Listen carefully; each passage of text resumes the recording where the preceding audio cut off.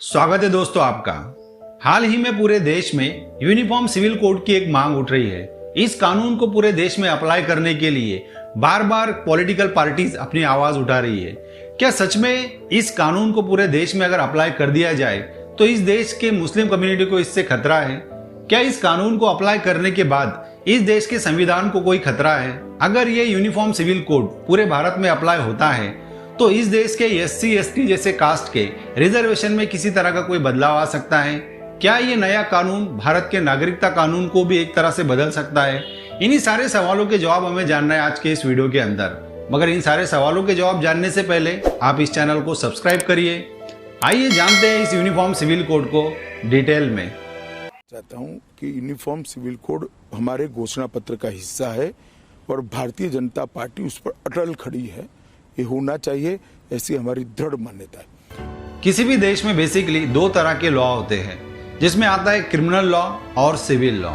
इस क्रिमिनल कानून के अंदर मारपीट, चोरी, डकैती या हत्या जैसे आपराधिक मामलों का समावेश होता है। मगर जब भी हम देखते हैं कि किसी भी क्रिमिनल मैटर में कोर्ट, प्रोसेस और सजा ये सभी धर्मों के लिए सेम होती है। जो क्राइम करने वाला पर्सन है वो चाहे हिंदू हो या मुसलमान, या जो भी इसका विक्टिम बना है वो चाहे हिंदू हो या मुसलमान, सभी के लिए एफआईआर, प्रोसेस और सजा ये एक ही तरह की होती है। यहाँ पर किसी भी तरह का डिस्क्रिमिनेशन या भेदभाव नहीं होता है। इसके बाद में आता है सिविल लॉ। सिविल लॉ में खास करके फैमिली या प्रॉपर्टी जैसे मैटर्स आते हैं। इसमें ज्यादा करके कोर्ट किसी को सजा दिलाने के बजाय उस केस को सेटलमेंट या कंपनसेशन देने की ओर अपना कदम बढ़ाता है। हमने देखा है कि भारत में अलग अलग धर्मों के लोग हैं। हर धर्मों के लिए यहाँ पर अलग अलग कानून है। जहाँ पर हम देखते हैं मैरिज या प्रॉपर्टी के बंटवारों के लिए हिंदू मैरिज एक्ट अलग होता है, वहीं पर मुस्लिम पर्सनल लॉ अलग होता है। तो इस तरह से भारत में हर धर्म के लिए अलग अलग कानून बनाए गए हैं।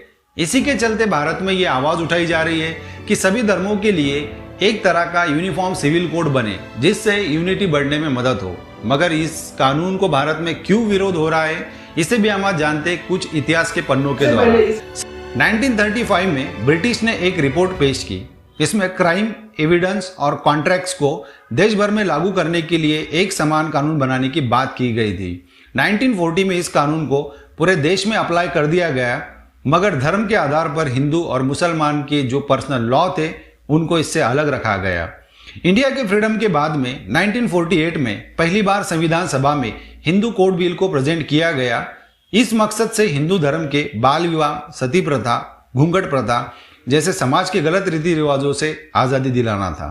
1955 में भारत के प्राइम मिनिस्टर पंडित जवाहरलाल नेहरू ने इस हिंदू कोड बिल को 4 टाइप्स में डिवाइड कर दिया: Hindu marriage act, Hindu succession act, Hindu adaptation and maintenance act, Hindu minorities and graduation act 1956।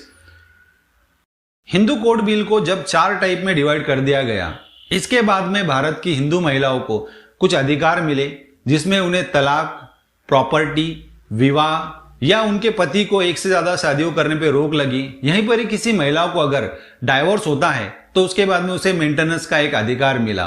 तो इस कानून से एक तरह से हिंदू महिलाओं को बहुत सारे अधिकार मिले, मगर उनका क्या जो हिंदू नहीं थे। जैसे हमने भारत में देखा है कि क्रिश्चियन कम्युनिटी या मुस्लिम कम्युनिटी, इनमें जितने अधिकार हिंदू महिलाओं को है उससे बहुत कम अधिकार इन कम्युनिटीज में है। और तभी से यूनिफॉर्म सिविल कोड की मांग पूरे भारत में उठ रही है। अब जानते हैं पूरे भारत में इस यूनिफॉर्म सिविल कोड का विरोध क्यों हो रहा है। ये जो यूनिफॉर्म सिविल कोड बन रहा है ये इंडियन कॉन्स्टिट्यूशन आर्टिकल 44 के सेक्शन 4 के हिसाब से ही बन रहा है। इस कानून को भारत में ज्यादा करके मुस्लिम समुदाय का विरोध हो रहा है। आइए जानते हैं इसके बारे में कुछ डिटेल में। इंडियन आर्टिकल 25 हमें बताता है कि हमें अपना धर्म का पालन करने का एक अधिकार मिला है। मगर जब हम देखते हैं कि हमारे धर्मों के समाज के रीति रिवाजों में इस तरह का कोई कानून आने पर कोई बदलाव हो रहा है, तो इसी के चलते इस कानून का सहारा लेते हुए यहाँ पर विरोध बताया जा रहा है। तो सबसे पहले आपको ये जान लेना पड़ेगा कि ये यूनिफॉर्म सिविल कोड कुछ ही क्षेत्रों में काम करने वाला है, जिसमें आता है प्रॉपर्टी, मैरिज, डाइवोर्स, अडॉप्टेशन। इन्हीं क्षेत्रों में ये कानून अप्लाई होने वाला है। अब जानते हैं कि इस कानून को विरोध होने के पीछे और कौन कौन सी अफवाहें हैं। सबसे पहले हमें यह जानना है कि क्या इस कानून के आने पर इस देश के अल्पसंख्यक या इस देश के मुस्लिमों पे एक तरह का हिंदू कानून थोपा जाएगा? तो ये बात बिल्कुल गलत है। ये जो कानून बन रहा है ये समाज में एक तरह की सुधार लाने के लिए, ये सभी के लिए अप्लाई होने वाला एक तरह का यूनिफॉर्म सिविल कोड है।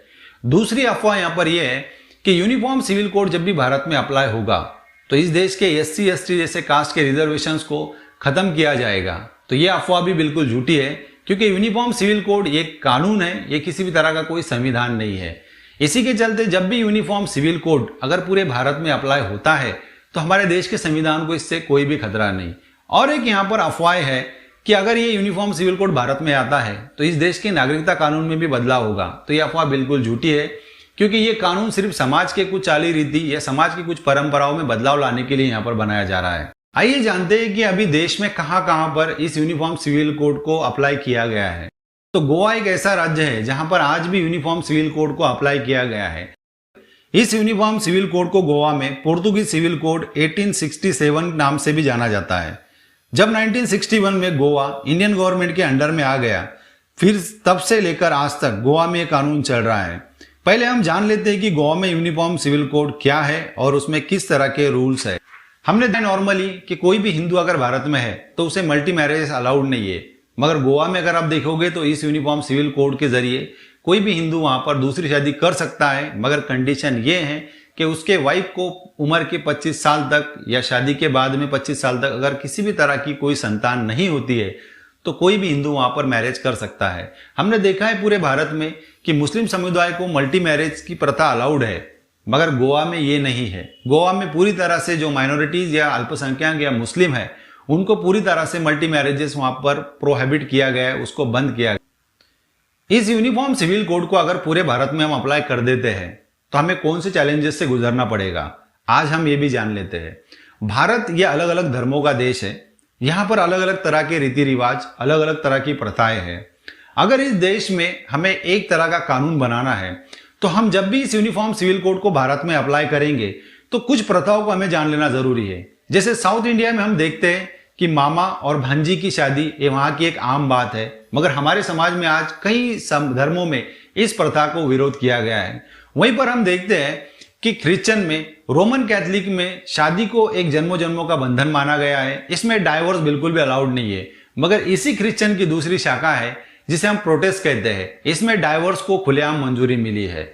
वहीं हम देखते हैं कि मुस्लिमों में मल्टी मैरिजेस की एक प्रथा है जो कि समाज के बिल्कुल खिलाफ जा रही है। तो इसी तरह के कई ऑब्जेक्शंस, इसी तरह के कई चैलेंजेस इस कानून के सामने आने वाले हैं, मगर जो कुछ भी होगा वो सब इस देश के हित के लिए होगा।